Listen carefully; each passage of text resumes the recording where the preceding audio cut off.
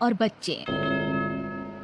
कुंदन अपनी पत्नी पारो और 2 बच्चों मुन्ना और रिया के साथ रहता है। चारों का परिवार अच्छा खासा खुशहाल चल रहा था। लेकिन एक दिन उसकी पत्नी पारो सीढ़ियों से फिसलकर गिर गई और अस्पताल पहुंचने से पहले ही उसने दम तोड़ दिया।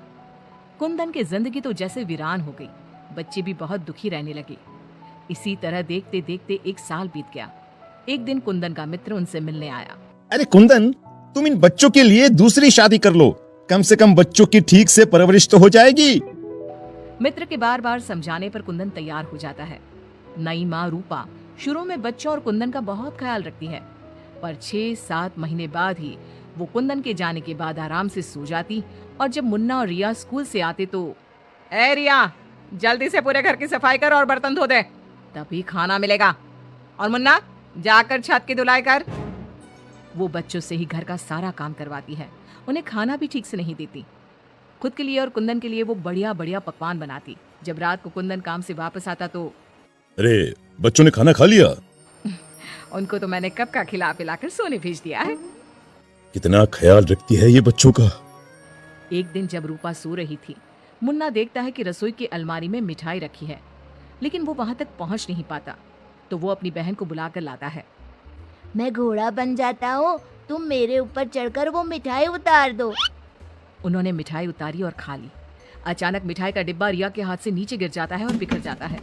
आवाज सुनकर रूपा भागते हुए आती है। उसने आओ देखा न ताओ और दोनों की खूब पिटाई कर दी। जब देखो तब भूखे ही रहते हैं ये बच्चे, न जाने इनका पेट है कि कुआं। बच्चे खूब देर तक रोते रहते हैं, लेकिन फिर आपस में ही बातें और मजाक करके एक दूसरे का मन बहलाने लगते हैं। रिया, जब मैं बड़ा हो जाऊंगा ना तो एक मिठाई की दुकान खोल लूंगा। पहले हम लोग खूब सारी मिठाइयाँ खाएंगे और फिर बेचेंगे। मुन्ना, मेरी तो शादी हो जाएगी, तुम अकेले ही सारी मिठाइयाँ खाओगे ना? अरे हाँ रे, तब तक तो मेरी भी शादी हो जाएगी। कुंदन जब घर आता है तब उसकी माँ बच्चों की खूब शिकायत करती है।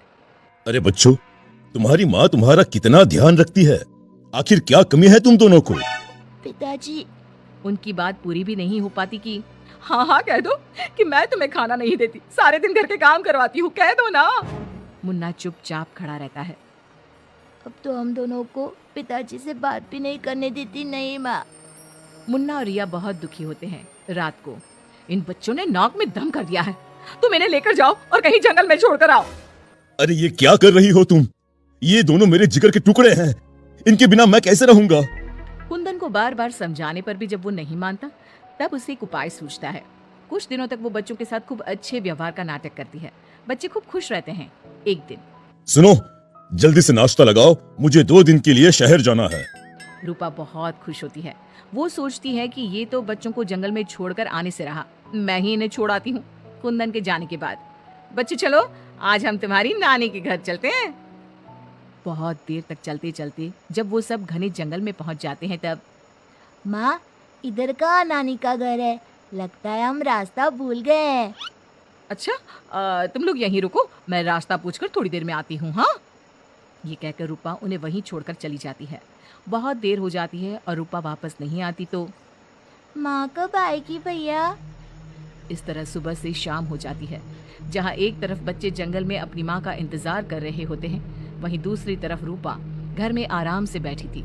इसी तरह 2 दिन बीत जाते हैं और 2 दिन बाद कुंदन जब घर वापस आता है तो, बच्चे कहाँ हैं? मैं उन्हें जंगल में छोड़ आई। ये तुमने क्या किया रूपा? बच्चे बेचारे जंगल में अकेले कहाँ भटक रहे होंगे? क्या किया तुमने ये? देखो, अगर तुम्हें अपने बच्चों की इतनी ही